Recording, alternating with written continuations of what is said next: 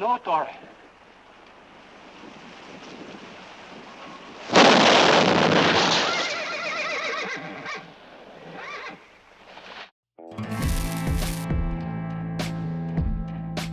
Dueling in Westerns. After recently posting a video on the fastest actors with a gun, I thought I'd add another video on the best duels in Westerns. I don't think I'm spoiling anyone's idea about dueling, but in the real West, dueling was not a thing. Typically, if there was a gunfight, it was an ambush, not a face-to-face duel that Hollywood has created for dramatic effect. Having said that, we are here to celebrate the movies, not the real-life gunplay in the Wild West. These are the Western genre's quickest and deadliest pistol duels of all time. This is not a definitive or ranked list, just some of the best. If you enjoyed this video, hit the notification button to get my new videos. If you want to check out my many other videos, head over to my channel. The link is in the description. Let's get into it.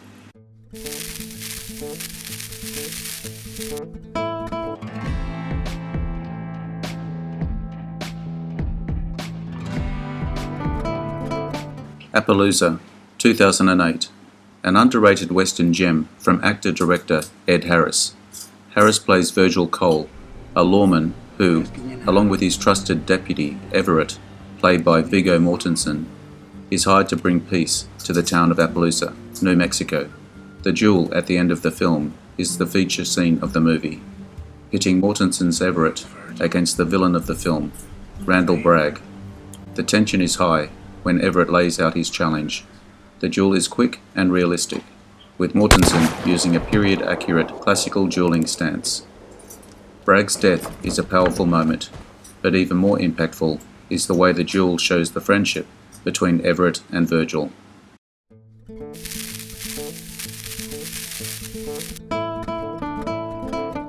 Quigley Down Under, 1990. Tom Selleck as Matthew Quigley. Sharpshooter Matthew Quigley is hired from America by an Australian rancher so he can shoot Aborigines at a distance. Quigley takes exception to this and leaves. The rancher tries to kill him for refusing, and Quigley escapes into the brush with a woman he rescued from some of the rancher's men, and are helped by Aborigines. Quigley returns the help, before going on to destroy all his enemies. Alan Rickman decided to take the part because filming was taking place in Australia. He always wanted to visit Australia. While discussing the Colt Army revolver during the dinner in Marston's house, Quigley quips that God made all men. They say Sam Colt made them equal, more or less.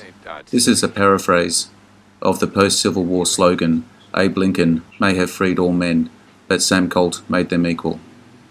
Harrison Ford was offered the lead role but turned it down. This is a reversal of fortunes, as Tom Selleck was the original choice to play Indiana Jones, but had to turn it down due to filming Magnum P.I. Quote from Quigley, referring to using a handgun. Said I never had much use for one. Never said I didn't know how to use one.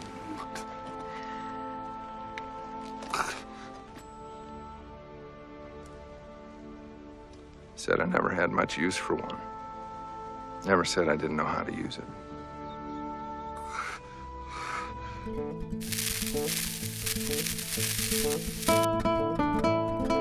The Magnificent Seven, 1960. A classic western that tells the story of a village that is ravaged by a ruthless outlaw.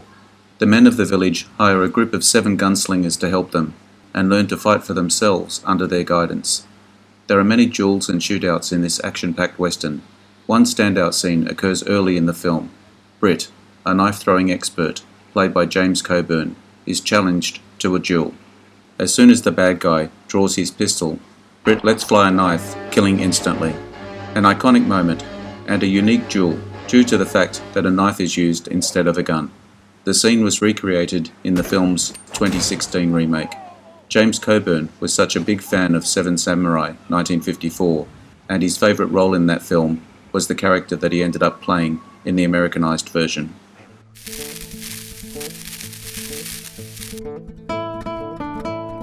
Tombstone, 1993, a standout 90s western starring Kurt Russell and Val Kilmer as the gunslingers Wyatt Earp and Doc Holliday, respectively.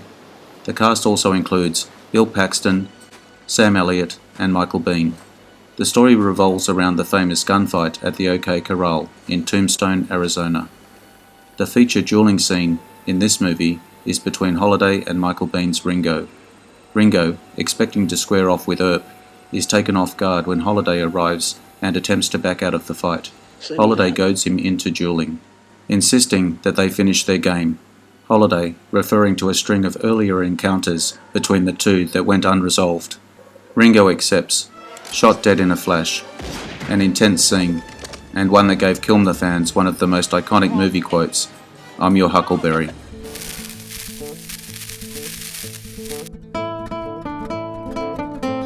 The Grand Duel, 1972, the first spaghetti western of the video, a classic Lee Van Cleef video about outlaws who are determined to kill their leader's killer. They eventually run afoul of Van Cleef, who has a score of his own to settle. In the last confrontation between Van Cleef and the outlaws, a theme by Louis Bacalov plays as the three thugs try to figure out a way to outgun Van Cleef. The close-ups and intercutting of stark black and white flashbacks ooze style and help to build the tension, finally giving way as Van Cleef successfully delivers a bullet to each bad guy.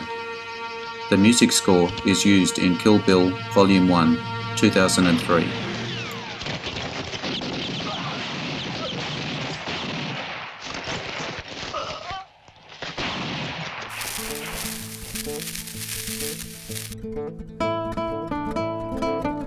Death Rides a Horse, 1967, another classic Van Cleef spaghetti western, following a young man named Bill, played by John Philip Law, on the path for revenge on the gang who murdered his entire family when he was a boy.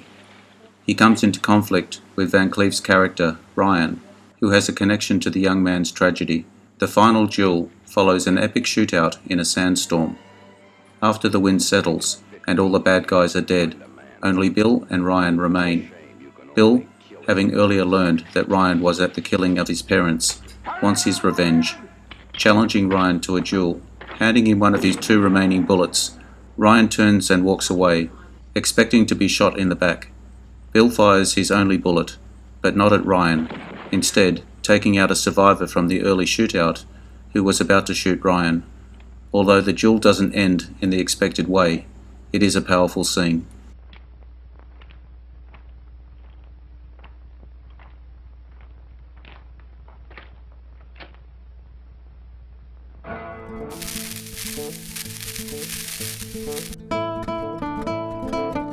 The Specialist, 1969, a spaghetti western starring Johnny Halliday as Hud Nixon, a man who goes to a small town seeking revenge on the people who hung his brother. Arriving in the town, he finds greed and corruption. He teams up with a devious bandit named El Diablo to help bring them down. The exciting duel at the climax of the movie is unique and stylishly done, with a creative death by cash register, the stripping bare of the whole town of deplorables, and the face-off with the West's equivalent of hippies. Francois Fabian has a nude bath scene in which she was probably partially replaced by a body double. In fact, in a 2021 interview, the actress said she always refused to shoot full naked scenes in her career. "I was only asked once, I think. I was doubled."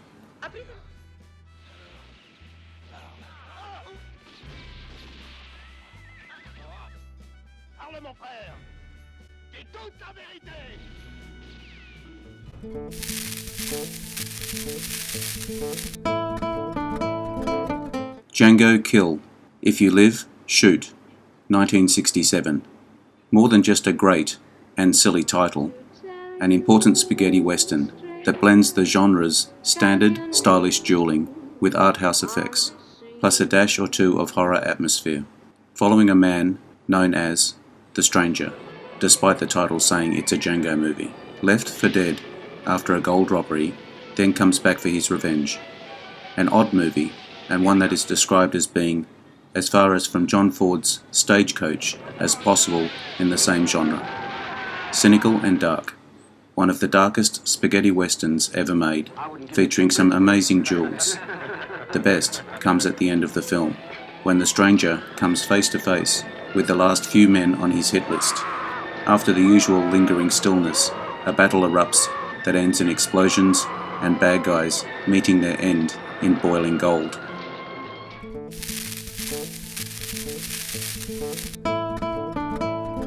The Man Who Shot Liberty Valance, 1962, a classic John Wayne Western and one of director John Ford's all-time best films.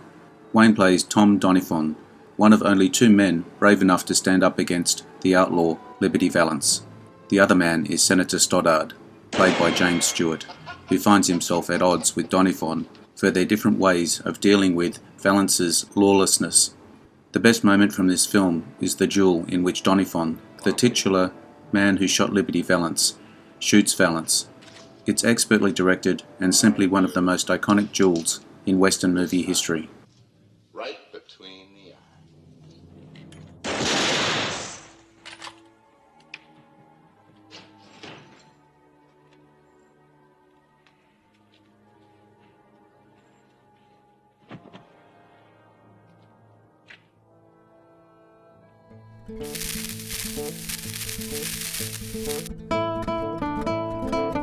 Shane, 1953. A gunslinger played by Alan Ladd, and his failed attempt at settling down into a quiet life, failing because shortly after finding work as a farmhand, he's pulled into a fight with a brutal cattle baron named Rufus Riker. In the iconic final duel, Shane squares off against Riker and a handful of his cronies. Shane comes out on top, but not without suffering serious damage. Bleeding, he mounts his horse and rides off into the sunset, most likely to die, as a young boy who idolizes him calls out, "Come back, Shane."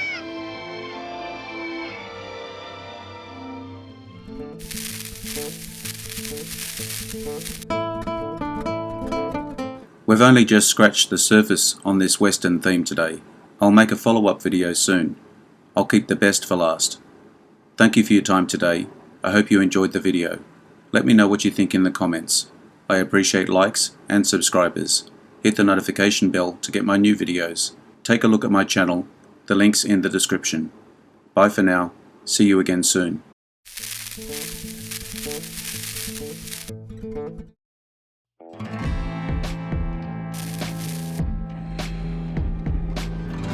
Interesting facts about famous people.